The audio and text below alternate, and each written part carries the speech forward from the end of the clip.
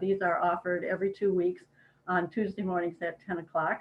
And this is just one of many to come. So glad to have you on board for a turkey talk this morning. So we're going to get started with that turkey quiz. And as I mentioned, we're going to basically mute you all so that you don't give away answers. And then we'll ask you not to type the answers to this quiz in the chat, because that way you're giving away answers too. And then we'll go back and go over the questions together. So if we're all kind of ready for the turkey quiz, let me start sharing my screen with you. And here are the questions. So I'll read them out and you can jot down something, or you just remember your answers to these questions. So which side of the turkey has the most feathers? And I'll repeat that. Which side of the turkey has the most feathers? Number 2, a flock of crows is called a murder. A group of owls is called a parliament. What's a flock of turkeys called? And repeat that one again. A flock of crows is called a murder. A group of owls is called a parliament. What's a flock of turkeys called? Number 3, an adult male turkey is called a tom. An adult female is called a hen. What are the juvenile male and female turkeys called? Or another name for them is poults. So what are the poults called? The juvenile male and female turkey poults called? All right, number 4, what's that fleshy wrinkled fold of bare skin that hangs from the tom turkey's face called? The part that hangs over the bill. So what's the fleshy wrinkled fold of bare skin that hangs from the tom turkey's face over its bill called? Number 5, why did Benjamin Franklin want the turkey to be the national bird instead of the bald eagle? Number 5, why did Benjamin Franklin want the turkey to be called the national bird instead of the bald eagle? Number 6, wild turkeys are native, or in other words, endemic to North America and do not migrate. What 2 U.S. states do not have extensive naturally occurring wild turkey populations? Again, what 2 states do not have extensive naturally occurring wild turkey populations? Number 7, what's the average lifespan of a wild turkey? 7, what's the average lifespan of a wild turkey? Number 8, how far away can you hear a gobble?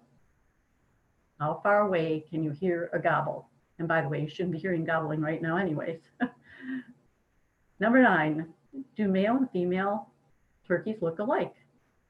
Do male and female turkeys look alike? 10, turkeys are more rare today than they were 100 years ago. Is that true or false? You've got 2 choices, true or false. Are turkeys more rare today than they were 100 years ago? And last, why do turkeys have bald heads? Last question, why do turkeys have bald heads? I'm going to stop sharing and we'll go through those questions again. I'll read them and then we'll have people wait. You can unmute yourselves and you can raise your hands and we'll find out. And so we'll know who has a clue here. Put your hand up rather than shouting out all at once, because that doesn't work at all on Zoom. So question number 1, which side of the turkey has the most feathers? If you think you know, put your hand up.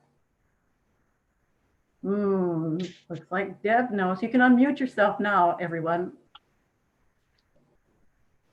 Anybody besides Deb know? Put your hand up. All right, we'll let Deb answer that question then. The outside? The outside, very good. It was a trick question or a pun or a joke. All right, so more feathers on the outside than the inside. All right, here's that question about a flock of crows is called a murder. A group of owls is called a parliament. What is a flock of turkeys called? Anybody know? Put your hand up.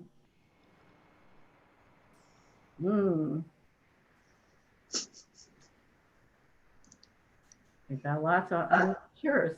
Carol? No? Oh, I know a lot of them, but not that one. Okay. Anybody else want to take a stab at it? Geese is a gander. Could turkeys be ganders? No, that's a good guess, but no. So what kind of a sound or vocalization do they make? Gobble. A gobble. So a flock of turkeys is called a gobble and or a rafter, R-A-F-T-E-R, rafter. I did have that down, but I didn't think it was right. Well, see, you should have gone with your first guess. There you go. All right. An adult male turkey is called a tom. An adult female is called a hen. What are the juvenile male and female turkeys called? And you're going to go, gee, I knew that.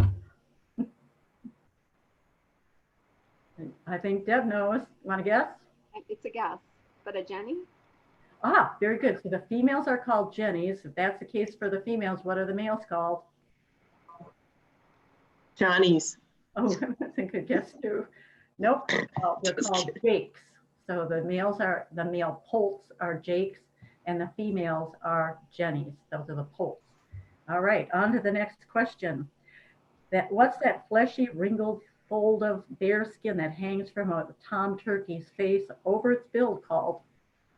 Wobble. Ooh, that's part of the turkey, but that's not it. Deb knows. And in fact, it sounds like something from Dr. Seuss, I think, but go ahead, Deb. It's a guess, but a snood. A snood, exactly. I could swear that's in a Dr. Seuss book. I'm not sure. I think Cassie's saying, yeah, I think so too.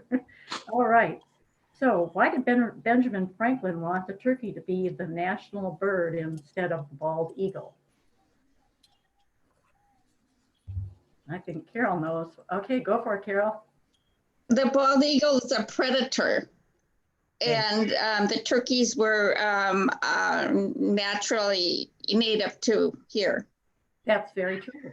Yep. And besides that, you know, we know that bald eagles are scavengers, and turkeys are really have, you know, pretty nice family life. They, you know, they hang together with their flocks, and they actually have, you know, the colors red, white, and blue of our flag. So another reason for Benjamin Franklin picking them as the national, or wanting them as the national bird. So wild turkeys are endemic to North America and do not migrate. What two U.S. states do not have an extensive naturally occurring wild turkey population? Joan, go for it. I'm going to make a big stab and go for Alaska and Hawaii. Very good. I mean, how would they get there? They're not very strong flyers. You know, I could add, just for your information, they are running rampant on Hawaii right now because they did bring them out there, and there's nothing to control them. Oh, that's so there's a lot of happy turkeys running around the island right now. I bet. Interesting. Huh. So, yeah. You know, although they must have some predators in Hawaii, just like they do here. you know, they've got, between the pigs and the turkeys, I tell you, they just hunt year round because it's the only way to control it, you know, and so you bring in these invasive species like a turkey was, you know, and there's nothing to stop it, you know, so it's kind of crazy. I see them running around all over the place out there now. Interesting. Yeah, kind of like the way that you took over here, you know, they are. Yeah. Nowadays. They're pretty shifty things. They're hard to hunt. You know, they're hard to hunt. So. Sure are. So what's the average lifespan of a wild turkey? They look pretty sturdy. So how long do you think they live?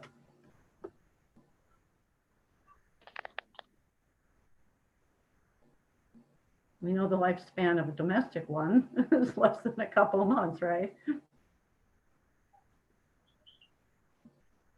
I'll guess 4 years. Right on, right in the middle. Okay, so yeah, the average is 3 to 5 years. So Joan, you were right, exactly. Yeah, I mean, just like everything else, they have natural predators, and let's face it, living through Wisconsin winters is not easy. But believe it or not, I mean, some of our small songbirds live longer than that.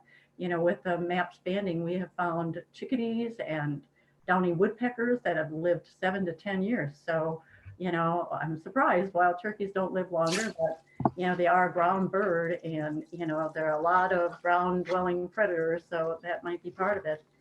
All right, on to the next question. How far away can you hear a turkey gobble? A mile. Ooh, somebody knew that. Who was it? They were right. It's a mile. In fact, if you've ever been out in coulee country along the western part of the state while they're breeding or they're mating, holy smokes, it echoes off of all those coulees, and you can hear them all up and down those valleys. It's really quite something to hear. Some year in the spring, take a ride out there, and you'll be amazed at the gobbling that's going on. All right, so how many people think male and female turkeys look alike? No. No. No. Well, and you're right about that. Just like other birds, you know, our male and female cardinals and you know, many of the other species, goldfinches and such, have different plumage. So yes, they do look drastically different, and you know, and for good reasons. You know, mostly having to do with raising young. So would not be wise to be as brilliant as a tom turkey and to sit on eggs. All right. So next question. Turkeys are more rare today than they were 100 years ago. Is that true or false? False. It False. is. False. Again, we weren't around back 100 years ago, and I don't know what kind of records they kept, but as Scott was saying, they do seem to be everywhere these days, and so there is no lack of turkeys in Wisconsin especially anymore. So yeah, they've made quite a comeback here in this country. And last but not least, why do turkeys have bald heads? Think about it. What other birds? Scavengers. Well, they aren't really scavengers because they're mostly omnivores. So, but why did you mention scavengers, Carol? Because I think of the vultures having bald heads.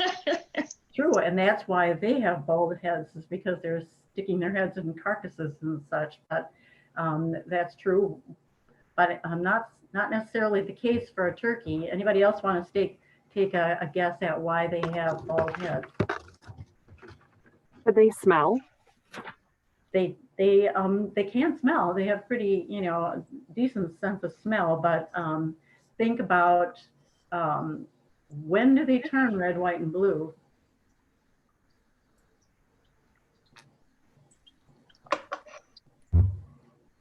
When they're around people, I know they can turn blue. Okay, so when it's a kind of a mechanism for warning and or courtship. So when they get, like really flustered or whatever, their heads turn red. So so if they didn't have bald heads, then it wouldn't be very obvious, to their enemy and to their mate that they were getting all excited. So that's part of it. In addition to, it might have something to do with hygiene. And then it might have something to do with thermal regulation as well. As we know, they're pretty fast runners, and so if you take your hat off in the winter, that's one way of letting off steam. That might be also, they really don't know for sure, but it could be any one or all three of those reasons. So good guesses, everyone. We'll go on to the program now, and at this point we're going to again mute everybody. And then if you, at this point, have any questions as we go through the program, feel free to type those in the chat, okay? So we welcome questions at this point, but put those in the chat, and then we'll answer those at the very end. So we will be recording this program. So in the future, if you want to hear it again, or you want to refer someone else to it, you will be able to find it on the Riveredge website. Just look under education, adult programs, and then tea and topics, and they are listed there. All the ones, well, most all the ones. I don't think the one from the last time is up there yet, but almost all of the programs from the past are there, in the form of a YouTube video, so you can watch any of the old ones there, or refer other people to those. So. All right, glad to have you on board. And again, put your questions in the chat and we'll see you at the end of the program again.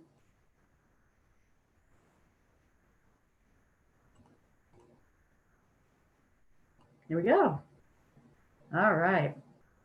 So anyhow, this is the Turkey Talk program, and we are happy to have you here on a day, 2 days before Thanksgiving. As you know, the snow is falling out there, but believe it or not, within a day or two, we will all be celebrating Thanksgiving in one way or another, and turkeys may be the center of attention on that day. So we're going to get started here, I hope. There we go. So as many of you may know, the name or the actual word turkey, they think actually came from the fact that turkeys were widely traded throughout the world back in, probably the 14 to the 1600s. And they think they got their name as they went through the European markets through the country of Turkey. So one of the names for turkey is also furkey, and that actually came from the Native Americans. And that does sound an awful lot like the word turkey. So perhaps the early settlers, when they heard Native Americans speaking, thought in fact they were saying turkey and not furkey. And they were also, turkeys were found, down in Central and South America. The Mayans and the Aztecs referred to them as the Great Zolti. And also they had this other word as jewel birds. They certainly look highly adorned in all the various different colors, and the various parts of their anatomy make them look quite elegant. Again, turkeys, because of their size and their bone structure, have been found in fossil records, and that's one way they know how many years ago they were on this planet. And it's thought that they are probably well over 5 million years old. And those records date back both in fossil records found here in the States and also in Mexico. And they have been domesticated or raised for food for quite a long time too. Obviously, there's a lot of meat on the bone, and so it makes sense if you're going to raise something that you would actually get something quite large to keep in captivity for food purposes. But that's one of the reasons that turkeys disappeared, nearly became extinct and or became domesticated for sure. The European colonists traded them. They also thought, just like bears and wolves and other things, they thought there were no end to them, and so they were highly hunted, and at some point nearly ended up becoming extinct. And certainly the last ones that were found in Wisconsin were here back in the late 1800s, and we had no wild turkeys then from the 1800s until turkeys were reintroduced into the state by the DNR through a trade they made with the state of Missouri for some grouse. But today they are found, as the map shows you, in every county of the state. Obviously more common here in the southern part of the state, mostly because of our climate and also the food sources. They're more popular or they're more numerous in the other side of the state because mostly this is where we have lots of oak habitat, and one of their primary food sources is acorns. So where we have lots of oaks, we have lots of turkeys. Up here in the north, of course, longer winters, fewer acorns, less to eat for sure. And so they don't do quite as well, and probably more natural predators in the way of wolves and coyotes up there too. So they've made this comeback, and we're happy they have, or at least most of us are happy that there are more than ever. And I would wager to say most all of us have seen at least one turkey in the last 6 months. So it is sort of like a success story, just like the bald eagle story, in that we are now able to enjoy again a bird or an animal that was once native to the state that has made quite a comeback. There are 7 or more subspecies of turkeys, and the species that we find here in the eastern United States is most closely related to the ocellated turkeys that you find down in in Guatemala and Mexico. And this is in reference to their genetics and also their physical appearance. So they're most closely related, but they also look most similar to those that we find down in Mexico. So some of the characteristics of turkeys, most of all of us have probably had a chance to see them run. They have, as you know, very, very strong legs, and that is their major mode of transportation for the most part.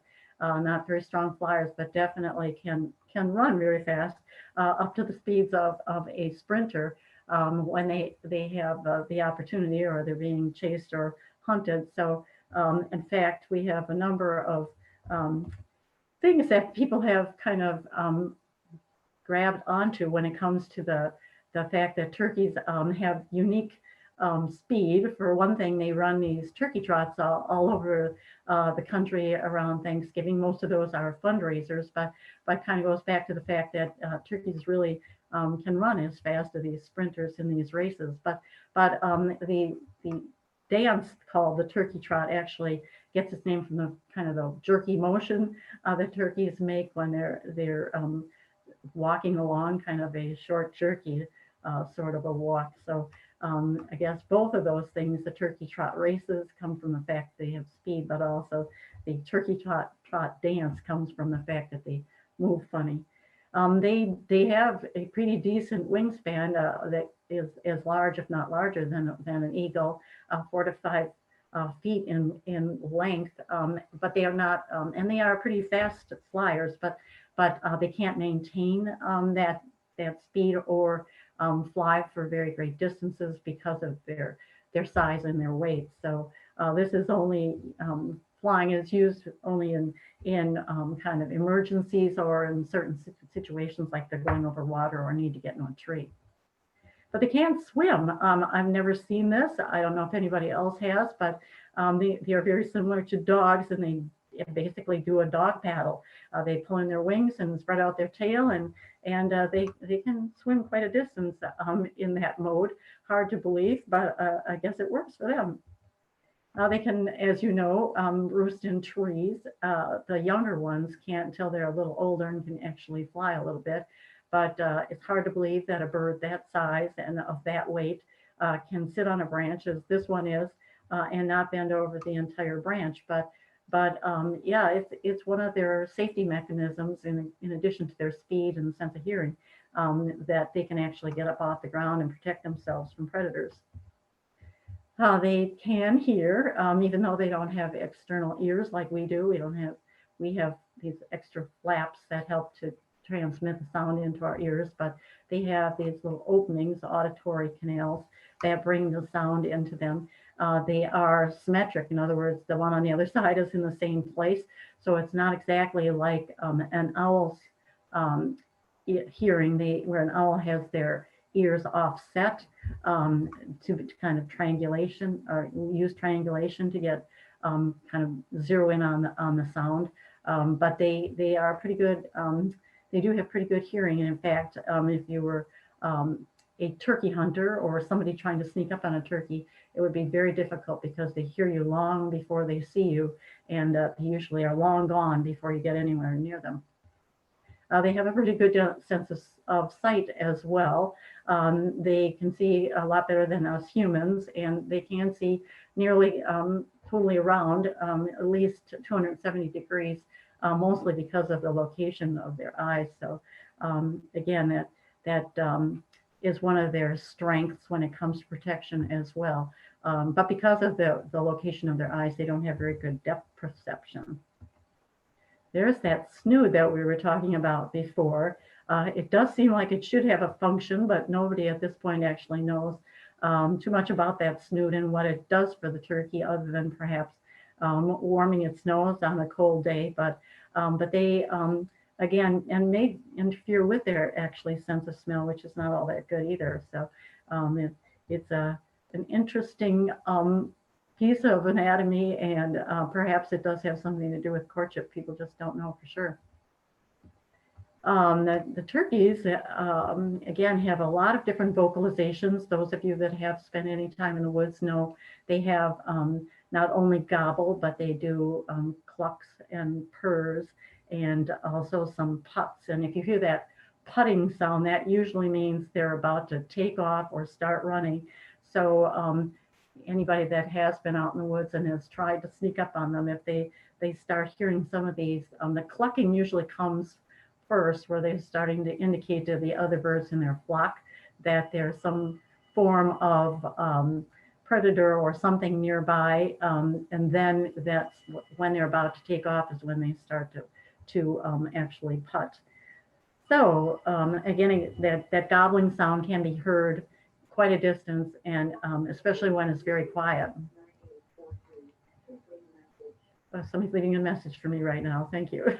So anyhow, so they are very intelligent birds, and they do form these rather tight flocks, and then sometimes they join flocks. Well, so out in the field you may see much larger groups than are just family groups, and because they have these kind of strong social bonds, that's another way that they protect each other, is that they know each other and they know every inch of their territory, and they watch out for each other. So they're as Benjamin Franklin said, a much better choice for our national emblem in that way, in that they're a family bird.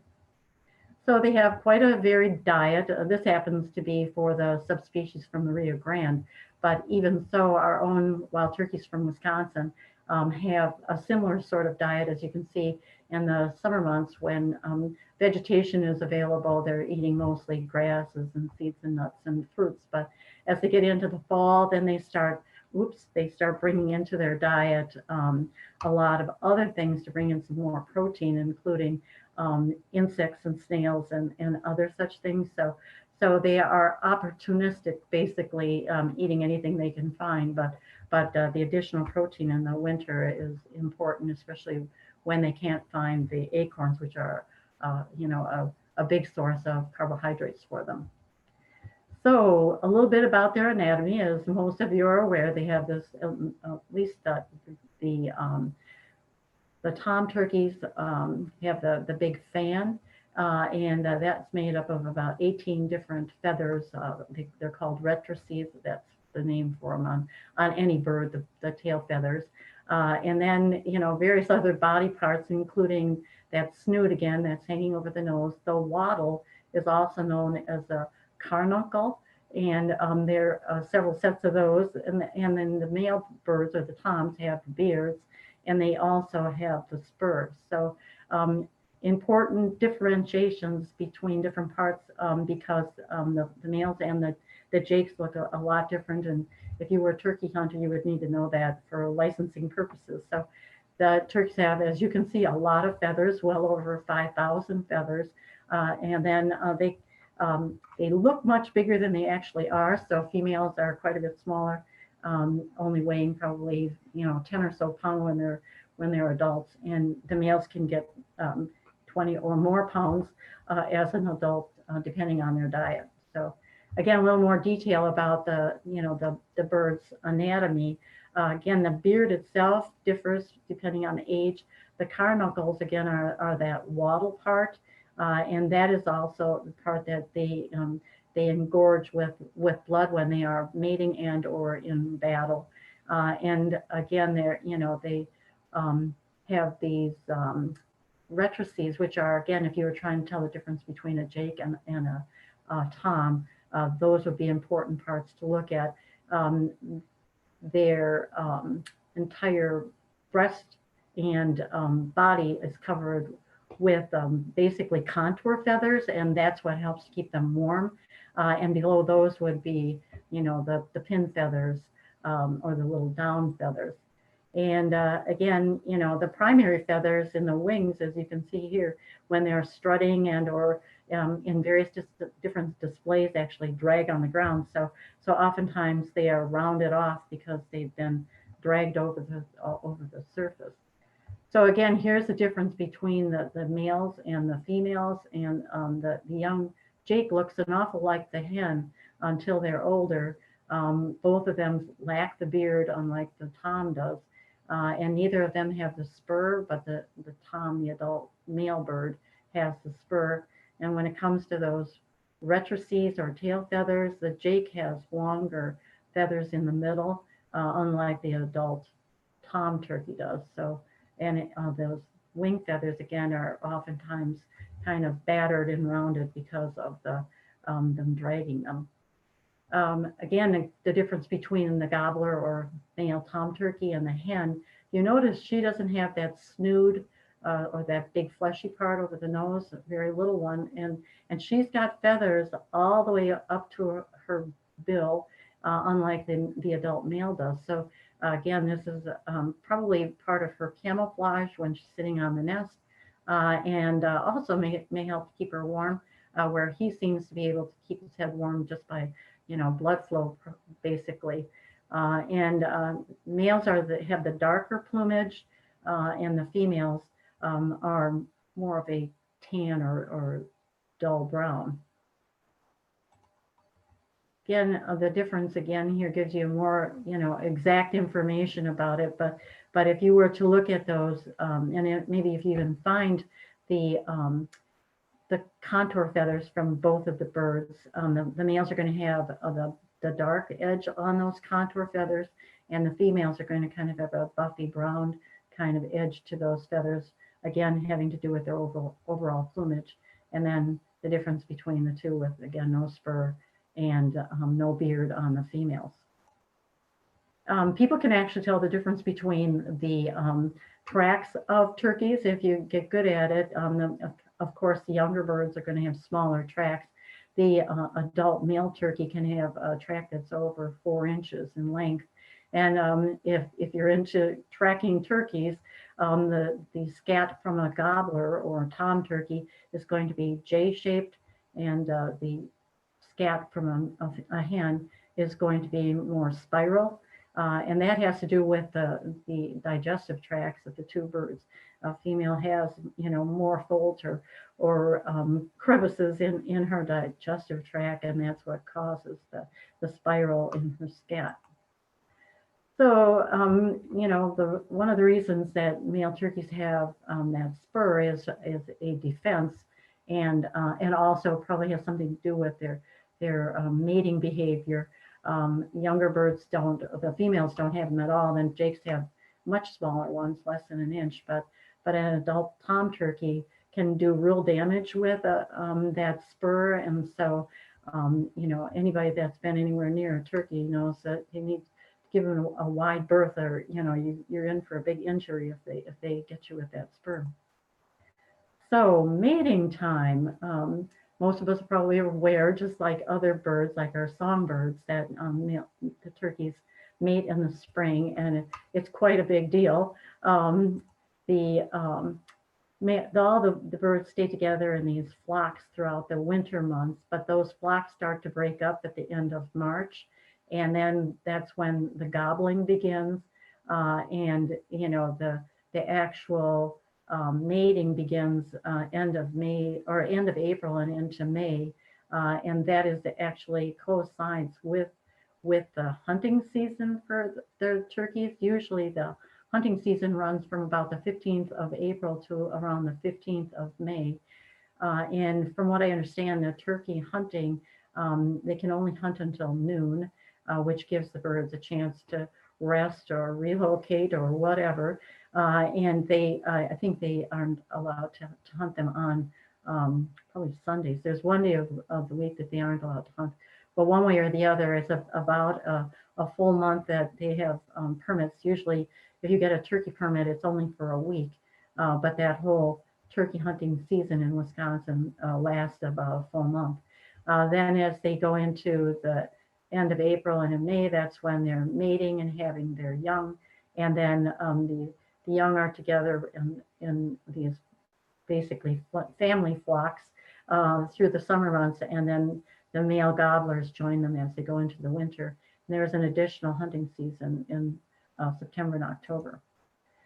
So when the males start to get into the mating mood, there's a lot of posturing, just like there are in deer, antelope, elk. They all kind of do this when they're starting to compete for a female. And much of that fighting can be entertaining, and quite fun to watch. The male, of course, when they start strutting, they look much bigger than they actually are, fluffing up all their feathers and starting to fan out their tail and doing a lot of gobbling and, basically dragging those wings on the ground and so on. So it's quite a display. In some cases, the gobbler probably looks the best of the females gets probably mated more often.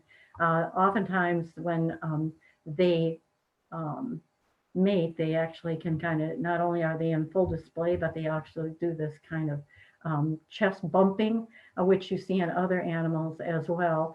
They get kind of entangled with one another also in doing kind of if we do thumb wrestling, they do neck wrestling, which looks kind of comical. These are actually domestic turkeys that are doing this, but one way or the other, it does happen when they're in stiff competition for a female. In addition, they also are going to go into that full display where their neck and their head turns basically red, white, and blue. So they go from this in their kind of resting state where everything is more or less, kind of an off-white or blue color to full color with lots of red and blue. And again, is probably the most fit bird out of the flock, out of all those gobblers, is going to be the one that gets the most hens. So it behooves them to stay in good shape and do their best when they are in competition for a mate. So as we all know, there are no shortage of turkeys, and a lot of that has to do with the size of their clutch.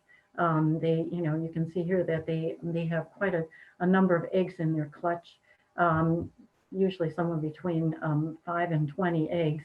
And one of the reasons they have so many eggs and so many young is they lose an awful lot of their birds in the egg stage or in that poult stage, just because they're not fast and not smart, and before you know it, they get eaten pretty fast. The hen is the only one that does all the care of the young. So she does the full incubation, which is almost a full month, and then she's the one that raises the poults and makes sure that they're well cared for and fed. So the birds are actually precocial, unlike our songbirds that are tricial. In other words, they stay in the nest. They have no feathers until they're 10 to 15 days old, and they can't fly until they're about 20 days old. Turkeys, on the other hand, kind of hit the ground running. They have feathers the first day, just like a lot of our other waterfowl do, and they are out of the nest and on the run with the adult shortly thereafter. So they have to be, otherwise they would be eaten pretty quick. So the adult female turkeys only have one brood per year. And you may see when you are out and about turkeys in a flock where there are a whole lot of poults that are different sizes. And that's because more than one family has kind of joined together. And those poults could be, as much as a month apart in age. That's because they can start mating around the 15th of April. So one hen could have her whole family out of the nest by the 1st of May, where another female who doesn't get mated until the middle of May, her young are going to be a full month behind or more, and will be quite a bit smaller in size. And that becomes very noticeable when they join flocks. They get up in a tree pretty fast, which is a good thing because they're on the ground. They're easy pickings, and so it's a good thing that they can fly only short distances, but after only a few days and can get up in a tree. So some of the major predators of turkeys, and one of the reasons they have such a short lifespan is that those poults are fair game for all of these ground predators, raccoons, snakes, crows, so on. All those things will eat either the eggs or the young, but and even some of our adult turkeys succumb to larger predators, such as coyotes and owls and so on. Most of those are the older, more infirm birds, though. But one way or the other, they too have their predators. So this is the time of the year we're going to start seeing them in much larger flocks, and that's when one turkey in your yard is not a big deal, but when you have 100 or so, they can make not only quite a mess, but be quite destructive. And so again, the bird feeding is probably one of the things that will bring them into your yard. And if you're having a problem with turkeys, it's probably best to stop bird feeding for a while at least. So, and as we know, they are quite destructive. This is one of the reasons over the western part of the state, many of the farmers won't allow deer hunters on their land, but they do welcome turkey hunters, and it's because a huge flock of turkeys like this, when they get out into the fields, when the corn or whatever crop is just coming up, these turkeys will eat up all the seedlings long before they have a chance to mature. So their crop of whatever is gone before they even get started. So turkey hunting over in the state, western part of the state is very popular. And most of the turkey hunters, including Don Gilmore from Riveredge, I know goes over there every year to hunt, or at least he used to.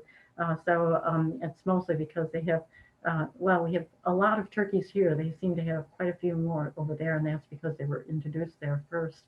Then that coulee country actually is very conducive because the south side of the slopes in those valleys stay warmer, and again, there's more acorn crop for them to eat over there too. So lots of turkeys and lots of problems. And of course, when they start interacting with humans, there are turkey car collisions, and to say nothing of the mess to clean up after them, and they do get quite aggressive.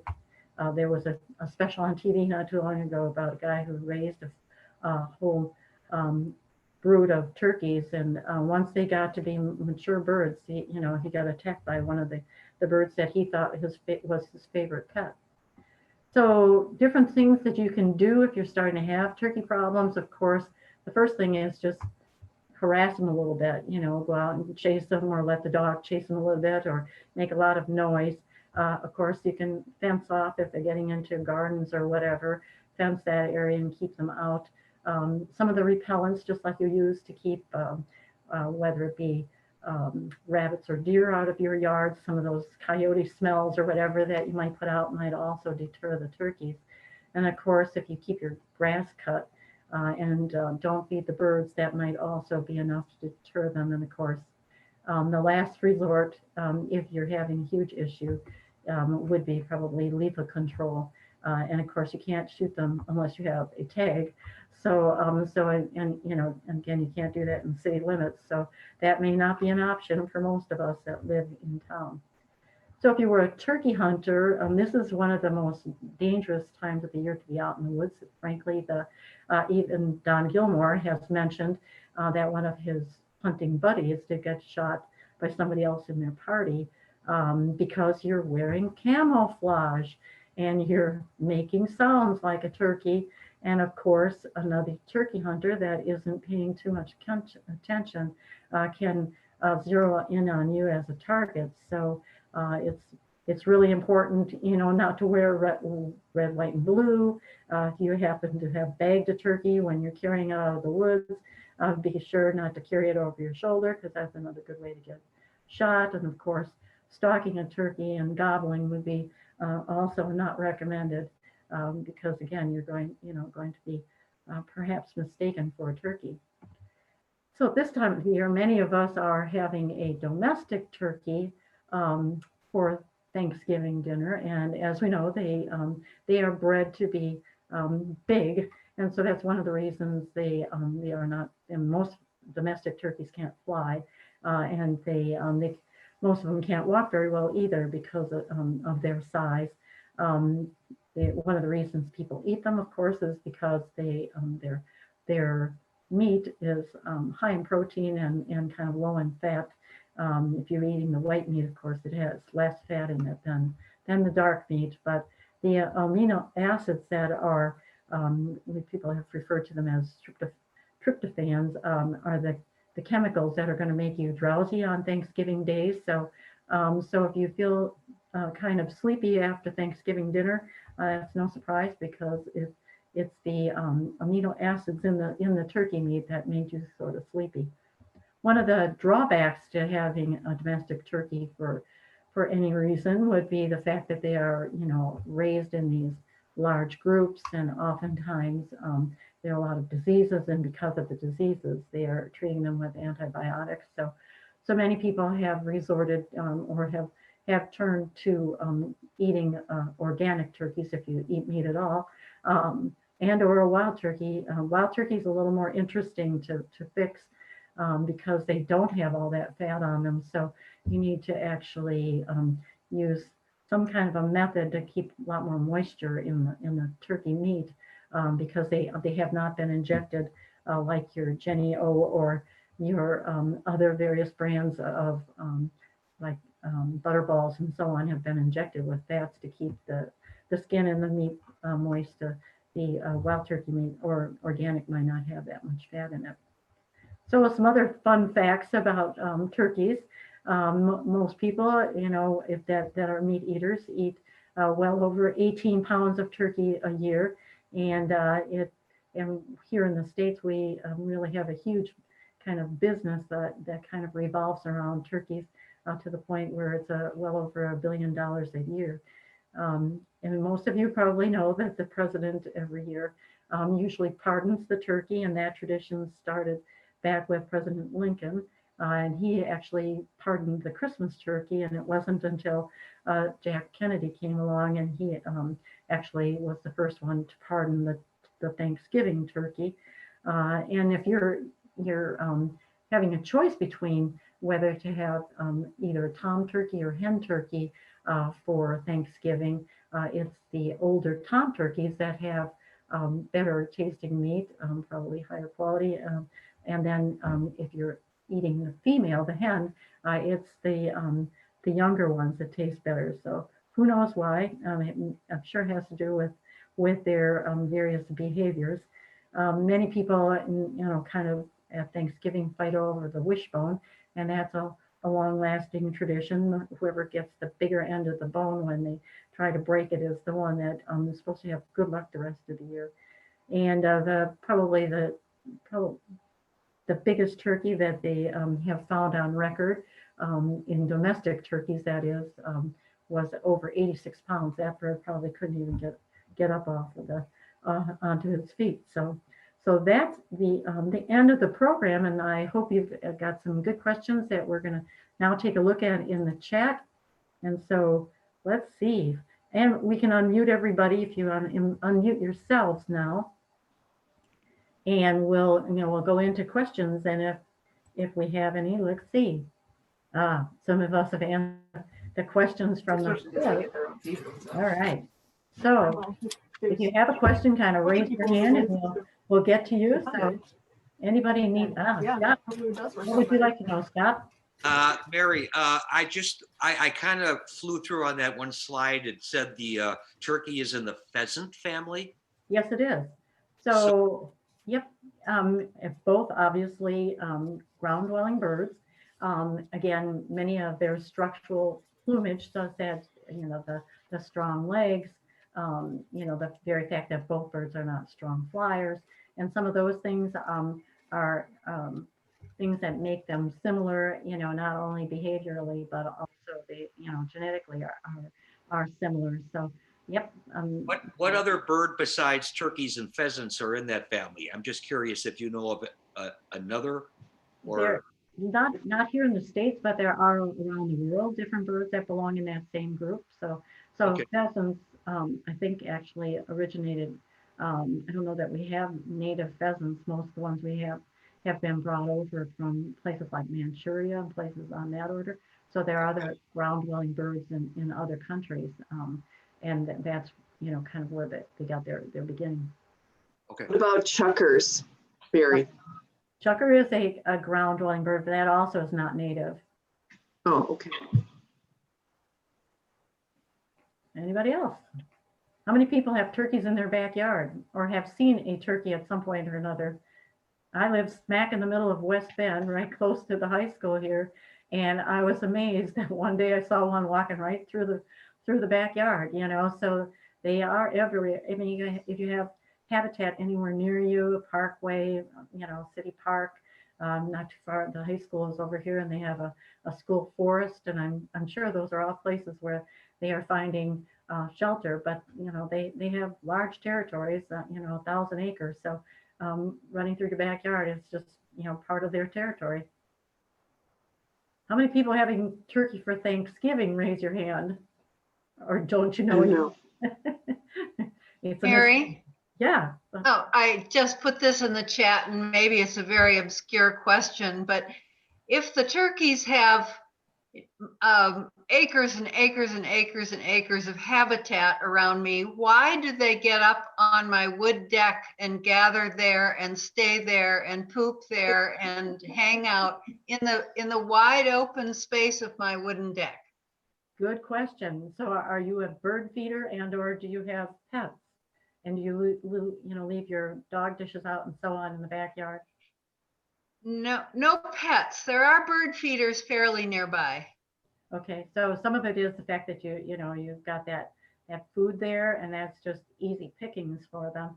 Of course they eat other natural things. That bird feed is only a small part of their diet, but the very fact that you're making it easy for them, putting it right out there, it's just like the chow line. Who wouldn't go in the chow line before they go home and make a big dinner? If the food is put out, why not just take advantage of it and eat it? So. And then, of course, they get habituated to it, just like our other songbirds do, in that, it's just part of their daily routine. No different than us stopping off at collectivos for, a coffee in the morning or something, and people get in habits, and so do turkeys. I guess I was asking more why they why they expose themselves so much rather than, lurking in the weeds and the underbrush around there. Good question. Well, in your neighborhood, they're not hunted, so they know that they're not going to end up having somebody shoot at them, for one thing. And if you don't have a dog that might come chasing after them or whatever, they're very social and probably enjoy interacting with other species, including ourselves. And so and maybe even warmer around your house, especially in the winter months. Or maybe the wide open space of my deck is a good vantage point to see any kind of predators, right? Me too. I mean, sure beats sitting up on a branch in a tree when you have this big deck to sit on instead, So true. Other questions? Mary. Yeah. I just have a funny story. My neighbor texted me across the street, and she said, Jan, you have a gobble of turkeys in your front yard. So they came up the front yard and they came to my front door. And then there were about 6 or 7 of them, and or maybe more. And then it was like they rang the doorbell, nobody was home. So they decided to go down the sidewalk around the driveway, and in the backyard I have a natural ravine. So then they walked down the ravine to their home. It was just hysterical. It was a couple of years ago. I have no idea why there wasn't any food in the front door or by the front door. Well, unless the squirrels put acorn droppings somewhere. But if somebody else in the neighborhood is feeding them, they may take up the same behavior house after house after house, thinking, well, if it worked at one house, somebody's handing out food at that house, why wouldn't somebody else be handing out food too? It's just like the trick-or-treaters, Right. Somebody down the block is handing out candy too, so go ring the doorbell, Other questions? Mary, this is Renata. Sorry, I have a non-turkey wildlife related question. Sure. I heard something on the news last week or the week before about bears in Washington County. There was a trail cam picture of a mom, I think it was, with 2 cubs. Yep. Did you hear about that? And do you know? Yes, I did. is going on? Right.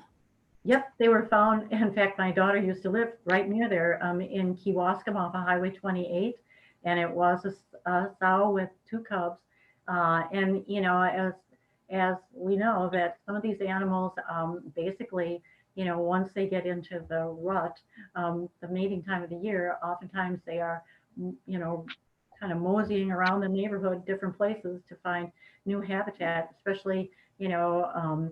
She's going to be eventually looking for a place to hibernate for the winter, but because we had milder weather in the late fall, you know, they were just carrying on like it was still part of the summer routine and just moseying around with her youngsters. But yeah, they were seen, and DNR, you know, definitely verified the fact that they were, you know, they were found up in Kewaskum. It's no different. They actually have had elk also found in Washington County, not too far from Hartford.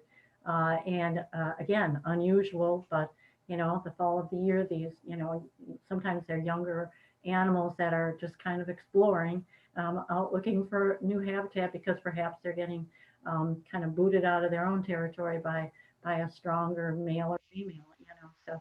So they're just out on an adventure, you know. I think all of us are getting bored with all this COVID stuff, you know. They're bored too. They're just looking for something new to do. Any other questions? Well, I've been really happy to have all of you on board for Turkey Talk, and I do hope you enjoy your Thanksgiving. I want to remind you all that our next program for Tea and Topics will be on December 8th, and we're pleased to have somebody that we really got to know well in the last couple of years, Maddie Witt, who was a naturalist for Riveredge, is going to be the presenter next week, but she's now at the International Wolf Center in Ely, Minnesota, and she will be presenting a program on wolves of the upper Midwest. And so we'll be learning a lot more about their ecology and how well the wolves are doing here in Wisconsin. So I do hope you have a wonderful Thanksgiving and join us in 2 weeks for the next Tea and Topics. And again, thanks. Yes. December Thanks, 8th, Mary. that's a Tuesday, December, is that right? yep, December 8th. Okay. All right. Well, everyone have a nice day and a great Thanksgiving, and we'll see you in 2 weeks. Thank you. Happy Thanksgiving. Hi, Cassie. Thanks for being on board.